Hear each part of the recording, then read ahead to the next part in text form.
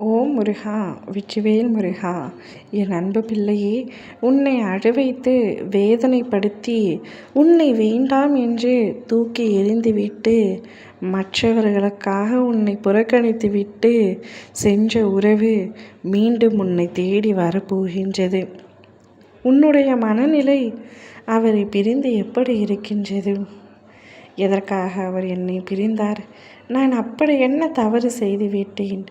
தவறே செய்திருந்தாலும் சொல்லி காட்ட வேண்டுமே தவிர இப்படி பிரிந்து செல்வது நியாயமா? மற்றவர்களுக்காக என்னை இப்படி அலட்சியம் செய்து விட்டாரே என்று அவர் விட்டு சென்றதிலிருந்து அழுது கொண்டும் புலம்பிக் கொண்டும் தான் இருக்கின்றாய். அவருக்கு உன் மீது அன்பு இல்லாமல் உன்னை விட்டு சென்று விட்டார் என்று வேதனை அடைகின்றாய். உனக்கு அவர் மீது கோபம் இருந்தாலும் ஆனால் உன்னை முழுமையாக அவரால் கோபப்பட முடியவில்லை.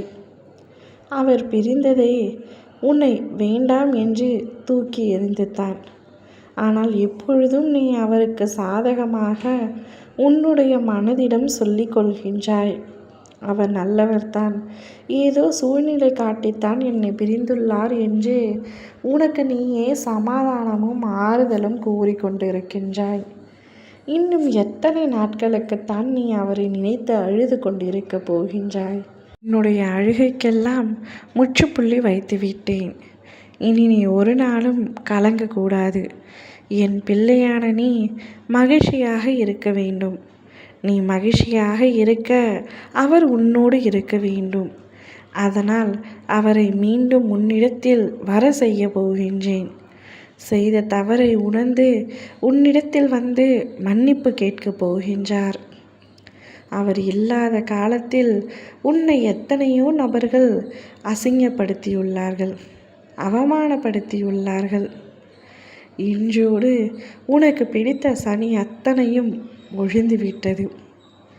அவர் உன்னை தேடி வரும் சமயத்தில் அனைத்து மங்களங்களும் உன் வாழ்க்கையில் நடக்கப் போகின்றது.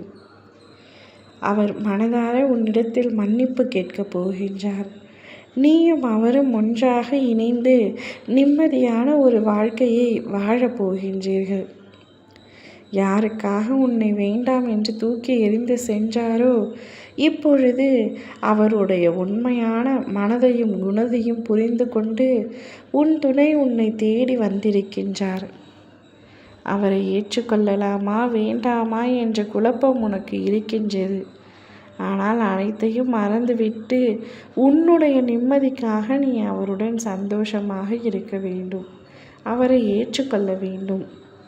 அவர் இல்லாமல் உன்னாலும் நிம்மதியாகவும் இருக்க முடியவில்லை, மகிழ்ச்சியாகவும் இருக்க முடியவில்லை. உன் மனமறிந்து உன் அப்பா நான் கூறுகின்றேன். ஒரு முறை அவருக்கு வாய்ப்பு கொடுத்து அவரை ஏற்று நீ சந்தோஷமாக வாழத் தொடங்கு. இன்றோடு உன் அத்தனை பிரச்சனைகளையும் முடிவடைந்துவிடும். ஓம் முருகா! வெற்றிவேல் முருகா!